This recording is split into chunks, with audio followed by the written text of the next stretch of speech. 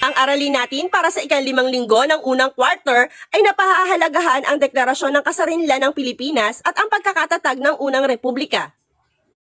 Ating talakayin ang deklarasyon ng kasarinlan ng Pilipinas. Familiar ba kayo sa lugar na ito?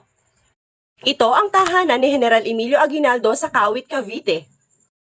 Malaki ang naging papel ng bahay na ito sa kasaysayan ng Pilipinas dahil sa gitnang bintana mismo nito iwinagayway ang unang watawat ng Pilipinas nang ideklara ang kasarinlan nito. Dahil hindi natupad ang kasunduan sa Biak na Bato ay nagpatuloy ang labanan sa pagitan ng mga Espanyol at mga revolusyonaryo. Naghanda at nagpalakas ang mga pinunong ipinatapon sa Hong Kong. Ang natanggap na pera ni Aguinaldo ay ibinili ng karagdagang armas at dinala sa Pilipinas. Sa pagbabalik ni Aguinaldo sa Pilipinas ay tinipon niya ang kanyang hukbo at sinimulan ang laban. Itinatag niya ang pamahalaang diktatorial upang mas mapalakas ang puwersa sa pakikipaglaban. Mahalagang banggitin na nagpatuloy ang maraming pangkat ng mga Pilipino sa paglaban sa mga Espanyol sa kabila ng paglisa ni Aguinaldo patungong Hong Kong. Hanggang sa pagbabalik nito ay hindi nagsawa ang marami sa kanilang paglaban. Sa katunayan, sunod-sunod ang naipanalo nilang laban sa Espanya. Nagwagi ang tropa ni General Emilio Aguinaldo sa labanan sa Alapan na tumagal ng halos 5 oras. Nagawa nilang pasukin ang hukbo ng mga Espanyol. Ipinakita ni Aguinaldo sa mga bihag na Espanyol ang watawat ng Pilipinas na nangangahulugang malapit ng lumaya ang bansa. Maging ang watawat ng Pilipinas ay ipinagawa rin ni Emilio Aguinaldo na may mukha ng araw na siya mismo ang nagdisenyo. Pinatahi ito ni Emilio Aguinaldo kay Marcela Agoncillo kasama ang kanyang anak na si Lorenzana at ang kaibigang si Delfina Herbosa Natividad, ang pamangkin ni Jose Rizal. Siya si Apolinario Mabini, isang abogado. Siya ang pinunong tagapayo ni Emilio Aguinaldo. Tinagurian siyang Dakilang Lumpo. Ika-12 ng Hunyo, 1878 sa Cavite Viejo, unang ipinahayag ang kasarinlan ng Pilipinas. Iwinagayway sa gitnang bintana o balkonahe ng bahay ni General Emilio Aguinaldo sa unang pagkakataon ang watawat ng Pilipinas. Ang mga dumalo ay mula sa 8 lalawigang kumakatawan sa 8 sinag ng araw sa ating watawat na unang lumaban sa mga Espanyol. Sa ganap na ika-4 at 2 ng hapon, sinimulan ang programa. Ang Banda San Francisco de Malabon ang tumugtog sa unang pagkakataon sa publiko ng himig ng pambansang awit.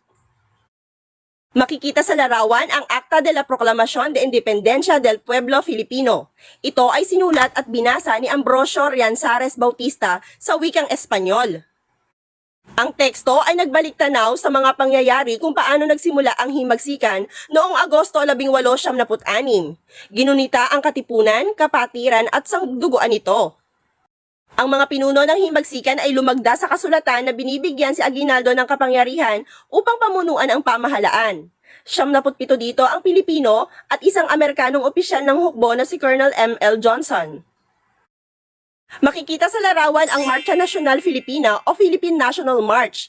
Ito ang naging pambansang awit ng Pilipinas. Si Julian Felipe ang lumikha ng himig noong taong 1878 at nilapatan naman ng titik sa wikang Espanyol ni Jose Palma noong 1879. Si Felipe Buencamino naman ang nanawagan sa bayan na ipagtanggol ang watawat anuman ang mangyari. Samantalang si Artemio Ricarte ang nagpaliwanag ng mga kahulugan ng mga simbolo sa watawat. Inabot ni Ambrosio Rianzares Bautista kay General Emilio Aguinaldo ang watawat at masayang iwinagayway ito ng 29 na taong gulang na general. Atin naman talakayin ang Republika ng Malolos. Makikita sa larawan ang simbahan ng Baraswain. Ito ay matatagpuan sa Malolos, Bulacan. Dito isinilang ang unang Republika ng Pilipinas, ang kauna-unahan sa Asya. Upang maipakita na may kakayahan ang Pilipinas na magsarili, ay nagdeklara si Aguinaldo ng kalayaan ng Pilipinas. Ngunit ito pala ay pansamantala lamang dahil sa sumunod na mananakop ng ating bansa. Makikita sa larawan si General Emilio Aguinaldo, ang unang pangulo ng unang Republika ng Pilipinas. Bilang isang pinuno, ipinahanap ni Aguinaldo ang mahuhusay at matatalinong Pilipino upang gabayan siya sa pamumuno. Ano nga ba ang konstitusyon? Ang batas ang nagbibigay ng direksyon sa isang bansa. Ito ay ang proteksyon ng mga tao. Dahil dito, nabuo ang konstitusyon ng Malolos. Dito naging republika ang ating bansa. Ito ang pinakaunang konstitusyonal na demokratikong republika sa Asya.